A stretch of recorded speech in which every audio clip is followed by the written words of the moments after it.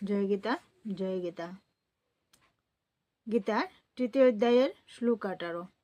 এই শ্লোক থেকে আমরা জানব যে আমরা যদি নিজের স্বরূপ অনুভব করতে পারি তাহলে আমাদের সমাজে কোনো কর্তব্যকর্ম থাকে না।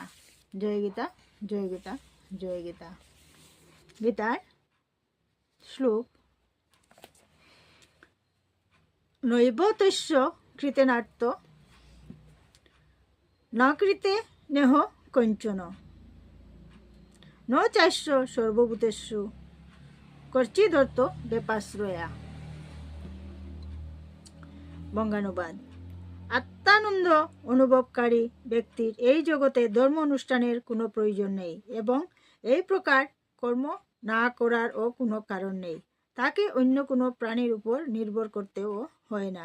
তাৎপর্য: যে মানুষ তার স্বরূপ উপলব্ধি করে জানতে পেরেছে যে তিনি হচ্ছেন ভগবান শ্রীকৃষ্ণের নিত্য দাস, তিনি আর সামাজিক কর্তব্য ও কর্তব্যের গণ্ডিতে আবদ্ধ থাকেন না, কারণ তিনি তখন বুঝতে পারেন শ্রীকৃষ্ণের সেবা করাটাই হচ্ছে একমাত্র কর্তব্যকর্ম।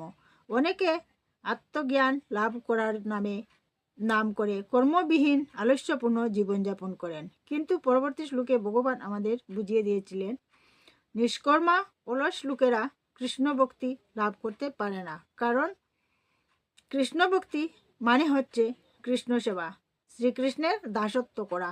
তাই কৃষ্ণ ভক্ত একটি মুহূর্তকেও নষ্ট হতে দেয় না। তিনি প্রতিটি মুহূর্তকে ভগবানের সেবায় নিয়োজিত করেন। অন্যান্য দেবদেবীদের পূজা করাটাও কর্তব্য বলে ভগবানের ভক্ত মনে করেন না, কারণ তিনি জানেন কেবল ভগবানের সেবা করলেই সকলের সেবা করা হয়। জয় শ্রীকৃষ্ণ।